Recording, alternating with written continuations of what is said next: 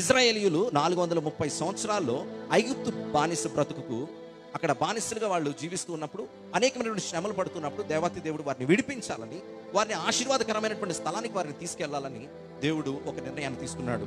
ఈ యొక్క ఇజ్రాయేల్ 430 సంవత్సరాలకు ఐగుప్తు బానిస బ్రతుకు ముగిసింది. సర్వశక్తిగల దేవుడు వారిని చూచారు. మోషే నాయకత్వంలో 10 అద్భుతాలతో ఫరో తలను వంచి 6 లక్షల కాల్బలము 20 లక్షలకు పైగా జనాభాని విమోచించారు. కానానికి నడిపించడం ప్రారంభించారు. ఐగుప్తు నుండి కానానికి సులువుగా నడిచి వెళితే సుమారు 40, మరి అక్కడ జాగ్రత్త గమనించినట్టయితే 40 దినాలు ప్రయాణంలో ముగిసిపోతుంది ఆ ప్రయాణం. కానీ ఇజ్రాయేలీలు ఆ 40 దినాల ప్రయాణాన్ని 40 సంవత్సరాల ప్రయాణంగా మార్చుకున్నారనంటే దానికి కారణం ఏంటి అని జ్ఞాపకం చేసుకోవాలి. మన జీవితంలో కూడా కొన్నిసార్లు దేవుడు మనని సులభంగా మనం ఆశీర్వదించాలనుకుంటారు. కానీ మన తొందరపాటు నిర్ణయాలతో మనం అనేకమైనటువంటి మన సొంత జ్ఞానంతో మనం వెళుతున్నప్పుడు మన ఆశీర్వాదాలకి మనం దూరం అవ్వడానికి అనేకమైనటువంటి కారణాలు ఉన్నాయన్నటువంటి సత్యాన్ని గ్రహించాలి.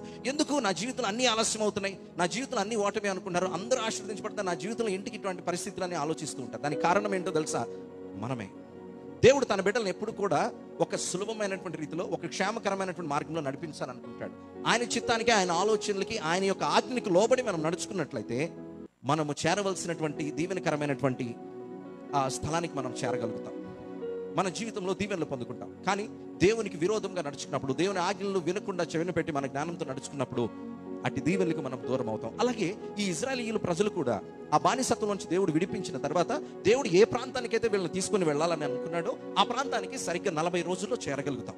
కానీ వీరు ఏం చేశారంటే, వీరు ఆ 40 దినాల ప్రయాణాన్ని 40 సంవత్సరాలు వాళ్ళు ప్రయాణం చేశారట. 40 రోజుల్లో వెళ్ళగలిగేటువంటి ప్రయాణాన్ని వారు 40 సంవత్సరాలు ప్రయాణం చేశారంటే వారు ఎంత అజ్ఞానంలో ఉన్నారో అనేటువంటి విషయాన్ని జ్ఞాపకం చేసుకోవాలి. దీనికి కారణం ఏంటి అన్నటువంటి విషయాన్ని మనం చూస్తే వారి అవిధేయత, వారి బుద్ధిహీనత, వారు లోబడనితనం అన్నటువంటి విషయాన్ని జ్ఞాపకం చేసుకోవాలి. అలాగే వారి తిరుగుబాటుతనం, వారి సనుగుళ్ళు, వారి గొనుగుళ్ళు, వారు విడిచి వచ్చిన ఐగుప్తు వైపు చూడటం, వారి ముందుండి నడిపిస్తున్నటువంటి ఆ దేవుడి వైపు చూడకపోవడం, అంతేకాదు వారి మధ్య ఉన్న విగ్రహారాధన, వ్యభిచారం, ఇలా పనికిరాని ఎన్నో కారణాలు 40 రోజుల ప్రయాణం 40 సంవత్సరాలుగా మారినట్లుగా మనం చూస్తూ ఉన్నాం. అనేకమైనటువంటి కారణాలు, దేవునికి వ్యతిరేకంగా వారు ఉండడం, మరి దేవుని మీద అనేక రీతిలుగా వారు సనుక్కున్నాం, దేవుని శోధించినటువంటి పరిస్థితి.